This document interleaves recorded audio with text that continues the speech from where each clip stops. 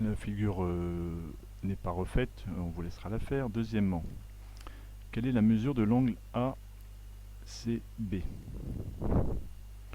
On sait que le triangle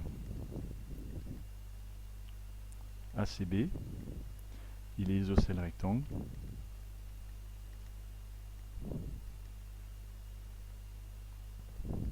Par conséquent, rectangle en B.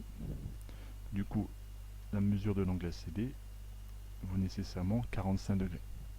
Puisque l'angle CAB vaudra aussi 45 degrés, que la somme des trois vaut 180 degrés. Cette phrase-là suffit, c'est une propriété des triangles isocèles rectangles. Ça, c'était le petit A. Le petit B, on déduit à la mesure de l'angle DCE. L'angle DCE et l'angle ACB, c'est une propriété de cinquième, sont opposés par le sommet.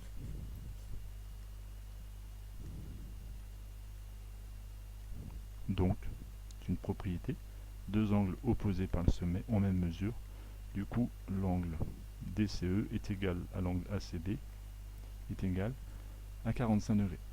La question en déduire, il faut bien lire les questions, indiquait bien qu'il fallait se servir du petit a pour répondre à cette question. Troisièmement, calculer la valeur approchée de la distance DE. Donc dans mon triangle DCE, je connais l'angle C. Dans le triangle DCE, qui est rectangle, en E, on peut se dire quand même que dans un triangle rectangle, quand on connaît une longueur et un côté, et un angle, pardon, il y a la trigonométrie qui va apparaître. Je connais l'angle C qui vaut 45 degrés, je cherche DE, donc je cherche opposé et je connais hypoténuse. On sait que le sinus de l'angle C est égal à opposé, soit DE sur l'hypoténuse DC, d'où sinus 45 degrés est égal à DE que je cherche sur DC 6, et finalement DE est égal à 6 fois sinus 45 degrés, qui est égal à 6 fois racine carrée de 2 sur 2, soit 3 racine carrée de 2. On cherche le centre du cercle circonscrit, c'est une propriété de quatrième.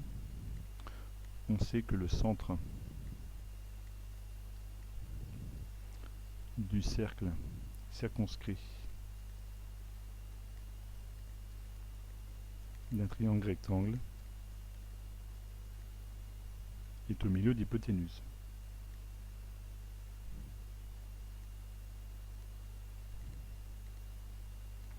De l'hypoténuse, on me demande de tracer ce cercle. Bon, il suffit de trouver le milieu de 1 et de tracer C', le cercle circonscrit au triangle ABC en appliquant la même consigne. Le centre sera au milieu du segment AC. Voilà. La figure n'est pas